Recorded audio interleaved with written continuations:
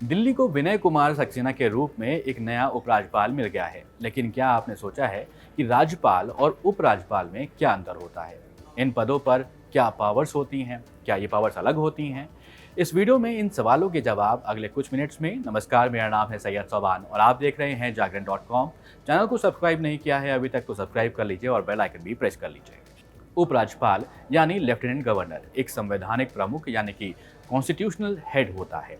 उपराज्यपाल सिर्फ केंद्र शासित राज्यों में ही होता है, जबकि राज्यों में राज्यपाल यानी कि गवर्नर होते हैं। राज्य में केंद्र के रिप्रेजेंटेटिव के रूप में राज्यपाल की नियुक्ति की जाती है। वहीं अगर हम बात करें यूनियन टेरिटरीज की, तो वहां पर उपराज्यपाल के रूप में केंद्र के रिप्रेजेंटेटिव के रूप में उनकी नियुक्ति की जाती है। भारत में अभी 28 राज्य हैं और 8 केंद्र शासित प्रदेश हैं। केंद्र शासित प्रदेशों में जम्मू और कश्मीर, पुडुचेरी और दिल्ली में भी विधानसभा की व्यवस्था की गई है। इन राज्यों में उपराज्यपाल की नियुक्ति है, जबकि बाकी के केंद्र शासित प्रदेशों में प्रशासक की नियुक्ति की जाती है। भारत के राज्यों के राज्यपालों के पास राज्य स्तर पर समान शक्तियां और कार्य हैं, जो कि भारत के राष्ट्रपति के पास संघ स्तर पर होते हैं। राज्यपाल राज्यों में मौजूद होते हैं, जबकि लेफ्टिनेंट गवर्नर या फिर प्रशासक, जिन्हें एडमिनिस्ट्रेटर कहा जाता है, वो राष्ट्रीय राजधानी क्षेत्र दिल्ली सहित केंद्र शासित प्रदेशों में मौजूद होते हैं, यानी यूनियन टेरिटरीज में होते हैं। भारत के राज्यों के राज्यपाल के पास राज्य स्तर पर समान शक्तियां और कार्य हैं, जो भारत के राष्ट्रपति के पास संघ स्तर पर होती हैं। अब समझते हैं कि राज्यपाल और उपराज्यपाल में क्या अंतर होता है। राज्यपाल किसी राज्य का संवैधानिक प्रमुख होता है, जबकि केंद्र शासित प्रदेश जम्मू और कश्मीर, पुडुचेरी और दिल्ली में उपराज्यपाल की नियुक्ति केंद्र सरकार के रिप्रेजेंटेटिव के तौर पर होती है। किसी राज्य में राज्यपाल की शक्तियां नाम मात्र की होती हैं। सारी शक्तियां मुख्यमंत्री और उनके मंत्रिमंडल में निहित होती हैं। वहीं उपराज्यपाल अपने केंद्र शासित प्रदेश में वास्तविक प्रशासक होता है।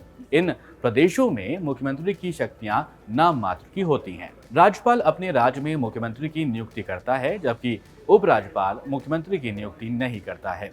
केंद्र शासित प्रदेशों में जहां पर मुख्यमंत्री का प्रावधान है, वहां पर मुख्यमंत्रियों की नियुक्ति राष्ट्रपति करता है। आइए अब आपको उपराज्यपाल के बारे में थोड़ी जानकारी यहाँ पर हम दे देते हैं। केंद्र शासित राज्य दिल्ली, पुडुचेरी और जम्मू कश्मीर में दूसरे राज्यों की तरह विधानसभाएं हैं। अभी सिर्फ दिल्ली और पुडुचेरी में निर्वाचित सरकार है। इन जगहों पर उपराज्यपाल का पद होता है, जो कि केंद्र सरकार के रिप्रेजेंटेटिव के तौर पर काम करता है। अन्य केंद्र शासित राज्यों में प्रशासक नियुक्त होते हैं। उपराज्यपाल केंद्र शासित प्रदेश का मुख्य प्रशासक होता है। केंद्र सरकार इनके माध्यम से उस प्रदेश में शासन करती है। जहां राज्यों में शासन के सारे अधिकार मुख्यमंत्री के पास होते हैं, वहीं इन केंद्र शासित प्रदेशों में मुख्यमंत्री के सारे अधिकार उपराज्यपाल को मिले होते हैं। जम्मू कश्मीर में फिलहाल निर्वाचित सरकार नहीं है, तो वहां पर उपराज्यपाल ही मुख्य है। अब आपको उपराज्यपाल के अधिकार और उनके काम के बारे में थोड़ी जानकारी दे देते हैं। उपराज्यपाल विधानसभा का सत्र बुलाता है। विधानसभा का जो विघटन है और उसका स्थगन है, उसे करने का अधिकार भी उसके पास होता है।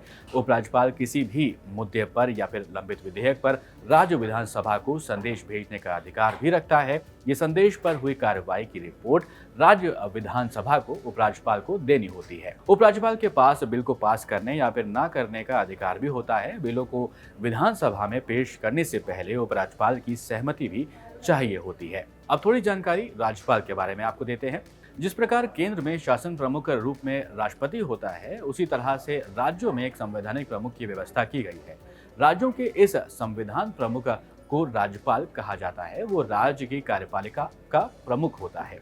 राज्यपाल राज्य में केंद्र सरकार के रूप में कार्य करता है।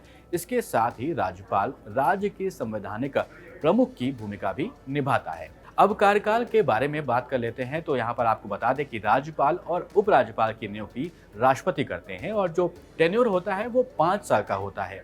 इस दौरान राज्यपाल और उपराज्यपाल को एक राज्य से दूसरे राज्य में ट्रांसफर भी किया जा सकता है। राज्यपाल का ये कार्यकाल पूरी तरह से राष्ट्रपति की इच्छा पर निर्भर करता है।